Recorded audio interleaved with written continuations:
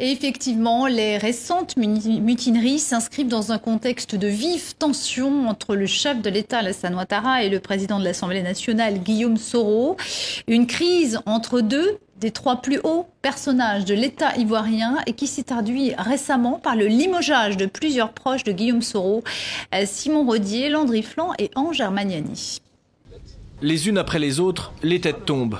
Zié Konaté démis ce samedi de ses fonctions du conseil Café Cacao. Isiaka Fofana, désormais ex-directeur de la Loterie nationale. Sindou Meïté, il n'est plus secrétaire national au renforcement des capacités.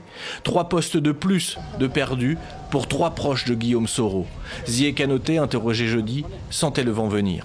Dès que vous dites vous êtes Guillaume Soro, on vous chasse, on vous vide de votre poste.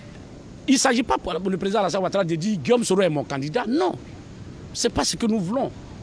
Mais qu'on ne l'empêche pas d'exprimer ses ambitions.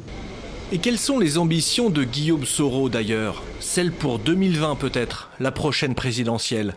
La lutte pour la succession d'Alassane Ouattara paraît lancée.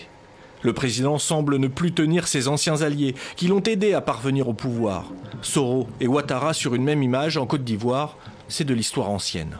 Guillaume Soro s'est aussi rapproché d'Henri Konan Bédié, leader du PDCI, lui aussi mis au pas du palais présidentiel. Le RHDP, la coalition au pouvoir, n'a plus grand-chose d'un ensemble cohérent. Qui au RHDP a le profil pour 2020? La question n'est pas encore traitée. Mais pourquoi a-t-on pu traiter ces questions préalablement avant 2010 et 2015 et qu'avant 2020, on soit là à tâtonner? C'est qu'il y a forcément un camp qui veut trahir l'autre. Alassane Ouattara aurait-il oublié ses amis pour sa succession? Pour ce député RDR, le président saura garantir la stabilité du pays. Vous savez qu'Alassane Ouattara, je le pense, se souvient encore de la crise qui est survenue au décès du président Félix Houphouët-Boigny. Il est conscient aussi que la Côte d'Ivoire, après lui, doit demeurer une nation forte. L'alliance se disloque et Guillaume Soro est dans le viseur, surtout depuis la découverte d'une importante cache d'armes chez son directeur du protocole ici à ses côtés. Le président de l'Assemblée est soupçonné d'agiter les mutins, déterminé régulièrement à l'action ces derniers mois.